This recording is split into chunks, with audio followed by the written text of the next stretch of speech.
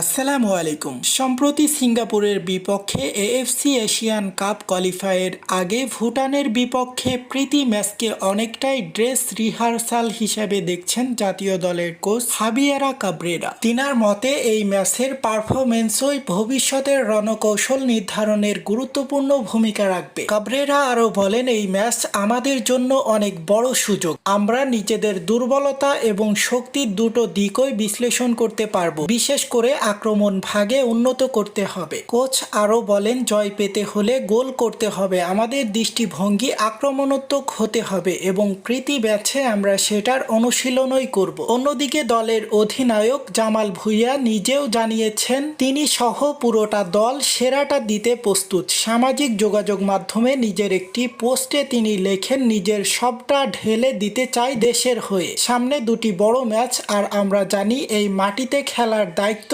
কতটা বড়। জামালের নেতৃত্বে ঘরের মাঠ একটি ঐক্যবদ্ধ লড়াকু দলই দেখতে চায় দেশের ফুটবল প্রেমীরা। ভুটানের বিপক্ষে ম্যাচ তাই শুধুই প্রস্তুতি নয়, বরং আত্মবিশ্বাস ফেরানোর এক বড় মঞ্চ।